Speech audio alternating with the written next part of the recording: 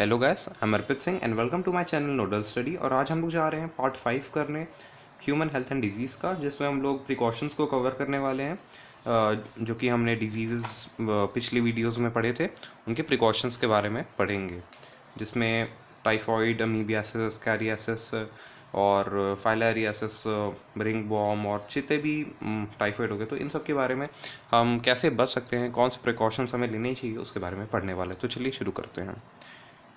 Maintenance of personal and public hygiene is very important for prevention and control of many infectious diseases। तो देखिए, हमें infection क्यों होता है? क्योंकि ज़्यादा मेन इंपॉर्टेंट रीज़न यही होता है कि हम लोग हाइजीन मेंटेन नहीं करते हैं बहुत जगह, तो वही मेन रीज़न बनता है। तो मेजर्स फॉर पर्सनल हाइजीन, तो अब हम लोग पढ़ेंगे कि पर्सनल और पब्लिक हाइजीन दोनों हम लोग कैसे रख सकते हैं।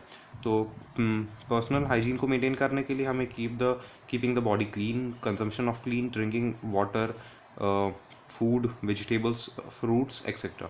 तो हमें जो खाते हैं, कंज्यूम करते हैं हम लोग, जैसे कि ड्रिंकिंग वाटर हो गया, फूड हो गया, वेजिटेबल, फ्रूट्स, तो ये सब हमें बहुत हाइजीन लेना, मतलब कि ये सब बहुत साफ़ होने चाहिए, मतलब कंटामिनेटेड नहीं होने चाहिए। क्योंकि आपने देखा होगा कि बहुत सारे डिजीज़ेस जो होते हैं, जैसे टाइफॉइड, अमीबियासिस, एस्कारियासिस, ये फूड के कंटामिनेशन की वजह से ही फैलते हैं ज़्यादा। तो हमें यहाँ पे ये प्रिकॉशन लेना होगा। तो ये पर्सनल हाइजीन में ये इंक्लूड होगा। और public hygiene includes the proper disposal of waste and excreta. जो हम लोग बचा कुचा रह गया खाना पीना या फिर जो हमारा एक्सक्रीटा है, तो उसे हम लोग अच्छे से प्रॉपर डिस्पोजल करें, खुले में शौच ना करें, और जो बाकी चीज़ें हैं, और कुछ पीरियोडिक क्लीनिंग करें, रेगुलर सफाई करें हर चीज़ की, and disinfection of water reservoirs, pools, cesspools and tanks, and observing standard practices of hygiene in public catering. तो इसका मतलब क्या है? पब्लिक हाइजीन में आता है कि ये सब मैंने बता दिया, पीरियोडिक क्लीनिंग बता दिया। डिसइंफेक्शन मतलब कि हम लोग केमिकल वेमिकल छिड़क के जो डिसइंफेक्शन क्लोरीन को यूज़ करते हैं वाटर रिजर्वायर्स में, पूल्स में, जो कि बहुत पब्लिक एरिया, तो वहाँ से भी बहुत सारी डिजीज़ फैल सकती हैं। और सेसपूल्स मतलब कि एक अंडरग्राउंड कंटेनर होता है जहाँ पे हम लोग टेम्परेरीली स्टोर करते हैं लिक्विड या वाटर।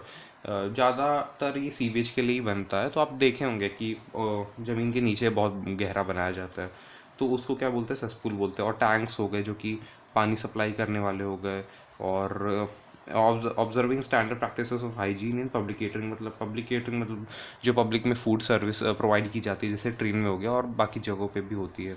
तो वहाँ पे हम लोग हाइजीन मेंटेन करें तो उससे बहुत कम हो जाएगा चांस डिजीज़ के फैलने का। तो these measures are particularly essential where the infectious agents are transmitted through food and water such as typhoid, amoebiasis और एस्कारियासिस। जैसे कि मैंने बोला था कि इन तीनों में फूड और वाटर, यही दोनों के कंटामिनेशन की वजह से ये तीन डिजीज़ेस फैलती है। तो यहाँ पे हमें ये सारे प्रिकॉशन लेने पड़ेंगे। तो आपके एग्ज़ाम में क्वेश्चन आ सकता है कि टाइफॉइड या इन अमीबियासिस और एस्कारियासिस के लिए हम कौन से मेजर्स लें। तो आपको यही लिखना है, जो दूसरे डिजीज़ के लिए है वो नहीं लिखना है, दूसरे डिजीज़ के लिए अलग हो जाएगा प्रिकॉशन। तो ये ध्यान रखना होगा आपको कि इसके लिए यही है। और आप अपने से भी लिख सकते हैं अगर समझ जाएंगे तो उतनी ज़्यादा दिक्कत नहीं होनी चाहिए, क्योंकि ये तो एकदम पता ही होना चाहिए सबको। तो in cases of airborne diseases such as pneumonia और कॉमन कोल्ड, क्योंकि ये एयर के थ्रू फैलते हैं। क्यों? जब हम लोग स्नीज़ करते हैं तो उसके थ्रू जो ड्रॉपलेट्स और एरोसोल्स होते हैं उसके थ्रू फैल जाते हैं, और दूसरे ऑब्जेक्ट्स को टच करने की वजह से। तो आपको पता है कि एयरबॉर्न डिजीजेज निमोनिया और कॉमन कोल्ड ये राइनोवायरस कोस करते हैं, और ये स्ट्रेप्टोकोकस निमोनियाई और हेमोफिलस इन्फ्लुएंजा कोस करते हैं pneumonia. In addition to the above measures देखिए, हाइजीन तो आपको मेंटेन करनी ही होगी, ठीक है ना। तो हाइजीन तो आपको हर जगह मेंटेन करनी होगी, बट उसके अलावा देखो, हर डिजीज़ को आपको रोकने के लिए हाइजीन तो मेंटेन करना ही पड़ेगा, वो तो एकदम प्रायोरिटी होनी चाहिए। अब उसके अलावा इसमें क्या क्या एन बॉडी डिजीज़ के लिए क्या प्रिकॉशंस होने चाहिए, क्या मेजर्स लेने चाहिए, उसको हम लोग आगे पढ़ने वाले हैं। तो जो क्लोज कॉन्टैक्ट है विद द इन्फेक्टेड पर्सनस और their belongings should be avoided, मतलब कि जो इन्फेक्टेड पर्सन है उनसे और उनकी चीज़ों से, जो कि कंप्यूटर हो गया और बाकी चीज़ें, डोर नॉब्स हो गए, तो वो सब चीज़ जो यूज़ करते हैं, माउस, कीबोर्ड, तो इन सब चीज़ों से भी फैल सकता है। जो उनकी बिलोंगिंग्स है तो उनसे दूर रहना चाहिए, मतलब उनसे मतलब धो वो के एकदम अच्छे से ही उसको यूज़ करना चाहिए, ठीक है ना। तो दे शुड बी अवॉइडेड। तो क्लोज कॉन्टैक्ट मतलब आप अवॉइड करें कि वो पैथोजन आपके अंदर ना आ जाए उन वेज के थ्रू। तो for disease such as malaria and filariasis, जो कि दोनों मॉस्क्यूटो के वजह से फैलते हैं, ठीक है ना। दोनों वेक्टर मॉस्क्यूटो ही होते हैं दोनों में, आप जानते ही हैं। तो that are transmitted through insect vectors, ठीक है ना, मॉस्क्यूटो। तो the most important measure is to control or eliminate the vectors and their breeding places. तो सबसे बढ़िया बात है इसमें कि आप जो वेक्टर्स जो ट्रांसमिट कर रहे हैं डिजीज़ को एक जगह से दूसरे जगह से तक, तो आप उन्हीं को ख़त्म कर दीजिए। तो उन वेक्टर्स को ही आप एलिमिनेट करिए। तो उन वेक्टर्स कैसे, जैसे आप मच्छर हो जाते हैं तो कहाँ पैदा होते हैं, नाली में पैदा होते हैं, या फिर स्टैगनेंट वाटर में वो मतलब पैदा होता है जहाँ पे पानी रुका हुआ है। जैसे कूलर हो गया, आप बहुत देखे होंगे कि कूलर हम लोग यूज़ करते हैं जब गर्मी में, और फिर वो उसमें पानी रखा रह जाता है, फिर वो रखा ही रह जाता है। तो फिर उसमें क्या होता है कि लार्वा डेवलप होते हैं, मॉस्किटो डेवलप होने लगते हैं, और ऐसे आप कोई सा भी पानी थोड़े दिन के लिए स्टोर कर देंगे तो आप देखेंगे मच्छर पैदा होने लगते हैं। तो हमें सबसे पहले उनकी ब्रीडिंग प्लेसेस को ही एलिमिनेट करना है, पानी जमा नहीं होने देना है, ठीक है ना। आप ऐड भी देखे होंगे बहुत जगह टीवी पे कि हमें पानी नहीं जमा होने देना है कहीं पे भी, और रेगुलर सफाई करते रहने चाहिए जहाँ पे पानी का स्टोरेज रहता है। तो इससे क्या होगा कि वेक्टर्स के डेवलप होने का चांस बहुत कम हो जाएगा, तो डिजीज़ भी कम फैलेंगी। और this can be achieve by avoiding stagnation of water in and around residential areas, जो कि मैंने बोला, regular cleaning of house hold coolers and use of mosquito nets. Yes, mosquito nets का भी यूज़ करना चाहिए, जिसको हम लोग हिंदी में मच्छरदानी बोलते हैं। तो उससे भी क्या होगा कि हम लोग बचे रहेंगे। Introducing fishes like gambusia in ponds that feed on mosquito larva. तो ये एक फिश है जिसका नाम आपको बहुत अच्छे से याद रखना होगा। Gambusia is the name of the fish जो कि मॉस्किटो लार्वा को फीड ऑन करती है। तो इसका नाम आपको याद रखना है, पूछा जा सकता है और नीट या फिर बोर्ड में आपके, या एमसीक्यू में भी पूछा जा सकता है। स्प्रेइंग ऑफ इंसेक्टिसाइड्स इन डिचेज मतलब नाले हो गए। तो इन इंसेक्टिसाइड्स हम लोग जानते हैं कि इंसेक्ट को किल करने के लिए यूज़ किया जाता है। तो हम लोग स्प्रे करेंगे तो क्या होगा कि इनका डेवलप होना बहुत कम हो जाएगा। ड्रेनेज एरियाज में और स्वैम्प्स में हमें क्या करना है, स्प्रे करना है इंसेक्टिसाइड्स को।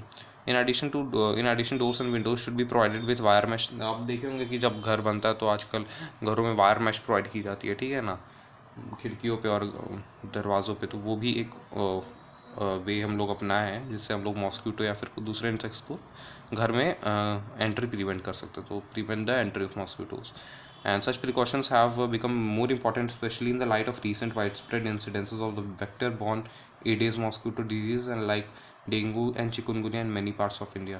तो आप जानते हैं कि जो एडेज इजिप्टी है वो वेक्टर है for the disease dengue and chikungunya फैलाता है, ठीक है ना।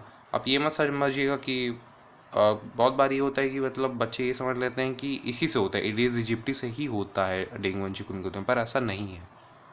मतलब एक तरीके में बोले तो ये सही भी और गलत भी, मतलब कि ये एक वेक्टर है, ये डिज़ीज़ को फैला रहा है, जबकि जो कॉजेटिव एजेंट है वो एडिस इजिप्टी नहीं है, वो वेक्टर है दोनों डिजीज़ में, डेंगू और चिकनगुनिया में। एक्चुअली जैसे कि आप बोल सकते हैं कि मलेरिया है, तो मलेरिया कौन कॉज करता है, मॉस्किटो, पर वो वेक्टर है। मॉस्किटो एक वेक्टर है, कॉज एक्सलियत में प्लाज्मोडियम कर रहा है जो कि एक प्रोटोजोआ है, ठीक है ना। तो आपको पॉजिटिव एजेंट लिखना है। बहुत बार क्या होता है कि एग्जाम में पूछा जाता है पॉजिटिव एजेंट या फिर पैथोजन का नाम, तो हम लोग क्या कर देते हैं, मॉस्किटो लिख देते, फिर लड़ाई करते हैं टीचर से कि नहीं सर सही है, पर वो तो आपको समझना होगा क्योंकि ज़्यादातर ऐसे ही कहा जाता है, ठीक है ना। तो एक्चुअली में जो डेंगू होता है वो फ्लैवी एर्बो एक वायरस होता है, वो कॉज करता है, और चिकनगुनिया को चिकनगुनिया वायरस कॉज करता है, जबकि एडिस इजिप्टी दोनों का वेक्टर है, ठीक है ना, ट्रांसमिट करता है। तो ये हो गया। Advancements made in biological science have armed us to effectively deal with many infectious diseases. हाँ ठीक है, बायोलॉजिकल साइंस के एडवांसमेंट से हम लोग देख रहे हैं कि बायोटेक्नोलॉजी कितनी हेल्पफुल है हमें वैक्सीन और दूसरी चीज़ों में, सो डैट हम लोग लड़ सकें इन्फेक्शियस डिजीज। जैसे कि the use of vaccine and immunisation programmes have enabled us to completely eradicate और deadly disease like smallpox. जो स्मॉल पॉक्स बहुत खतरनाक डिजीज थी, अब देखते हैं कि अब स्मॉल पॉक्स का टीका लगता है या फिर वैक्सीन लगती है जो कि डेवलप हो पाई है बायोटेक्नोलॉजी की मदद से। तो हम लोग देख रहे हैं कि कितना बायोलॉजिकल साइंस में एडवांसमेंट कितना यूज़फुल है हमारे लिए। And a large number of the other infectious disease like polio हो गया, डिप्थेरिया हो गया, डिप्थेरिया बैक्टीरियल डिजीज गलघोटू हो गया, और निमोनिया हो गया, टेटनस हो गया, so they have been control to a large extent by the use of vaccines. तो वैक्सीन को यूज़ करके हम इन सारे ख़तरनाक डिजीज़ को, डेडली डिजीज़ को हम लोग रोक पाए हैं, प्रिवेंट कर पाए हैं। ओके, सो जो आपको तो पता ही होगा ये कौन कौन कॉज करता है, ये वायरस हो गया, बैक्टीरिया हो गया, ये भी बैक्टीरिया हो गया, और ये भी बैक्टीरिया कॉज करता है, Clostridium tetani. And biotechnology, about which you will learn, we will read more in chapter 12. तो आपके इसी बुक में आगे 2 चैप्टर्स बायोटेक्नोलॉजी के बहुत इंटरेस्टिंग है, बहुत मज़ा आएगा उसको पढ़ने में। उसमें हम लोग देखते हैं कि वैक्सीन कैसे डेवलप की जाती है। Is at the verge of making available newer and safer vaccine. तो हम लोग देख रहे हैं कि अभी कोविड टाइम पे कैसे कितनी जल्दी साइंटिस्ट ने बायोटेक्नोलॉजी को यूज़ करके वैक्सीन को डेवलप की है। वैक्सीन में बेसिकली हम लोग करते हैं क्या कि वैक्सीन में हम लोग एंटीजेनिक प्रिपरेशन होता है ये बेसिकली। तो मतलब कि जो इनएक्टिवेटेड हम लोग एंटीजन डालते हैं या फिर पैथोजन को डालते हैं, मतलब हम लोग उसमें कोरोना वायरस को ही डाल रहे हैं, बट जो इनएक्टिवेटेड है उससे क्या होगा कि वो आपकी बॉडी में जाएगा तो आपकी बॉडी उसके अगेंस्ट एंटीबॉडीज़ बनाएगी जो कि प्राइमरी रिस्पॉन्स होगा, क्योंकि वो फर्स्ट प्राइमरी रिस्पॉन्स होगा, क्योंकि आपकी बॉडी उसको पहली बार वो करेगी, इनकाउंटर करेगी, जो कि हम लोग आगे एक्वायर्ड इम्यूनिटी में पढ़ने वाले हैं इसी चीज़ को, तो मैं वहाँ पे और समझाऊँगा। तो उसके खिलाफ हमारी बॉडी को थोड़ा टाइम लगेगा और हमारी बॉडी एंटीबॉडीज़ डेवलप कर देगी, और जब भी असलियत में वो इन्फेक्शन होगा तो ये जो एंटीबॉडीज़ बनी हैं इनएक्टिवेटेड पैथोजन के अगेंस्ट, ये उसको कंपनसेट कर लेंगी जब असलियत में हमें कोविड होगा या फिर पैथोजन असली में जब हमें अटैक करेगा, जब हमें डिजीज़ होंगे जब हम, तो ऐसे वर्क करता है। और आगे हम लोग एक्वायर्ड इम्यूनिटी में भी पढ़ने वाले उसी चीज़ को। Discovery of antibiotics and various other drugs has also enabled us to effectively treat infectious diseases. तो एंटीबायोटिक्स को भी आप लोग जानते हैं कि हम लोग कितने अच्छे से यूज़ करते हैं जब भी कोई बीमारी होती है, और दूसरे ड्रग्स की सब हम बायोटेक्नोलॉजी के यूज़ से ही इन्हें डेवलप कर पाए हैं, जो कि हमें बहुत यूज़फुल है रहती हैं इन्फेक्शियस डिजीज़ को प्रिवेंट करने में और ट्रीट करने में। तो एंटीबायोटिक्स बेसिकली वो प्रिवेंट करती हैं या फिर किल करती हैं या फिर हिंडर करती हैं एक बैक्टीरिया को उसका वर्क करने के लिए, या फिर उसको किल कर देती हैं या फिर रोक देती है। तो वो मतलब डिपेंड करता है, 2 टाइप के होते हैं एंटीबॉडीज़, ठीक है ना, जो कि रोकते हैं और जो कि किल कर देते हैं सीधा बैक्टीरिया को, उसके एक्शन को रोकने वाला, उसको किल करने वाला। तो 2 टाइप के होते हैं जो कि हम लोग बाद में मैं बताऊँगा ज़रूर आपको। तो चलिए ये वाला पार्ट ख़त्म हो गया, अगले वीडियो में इम्यूनिटी शुरू करेंगे। Thank you very much.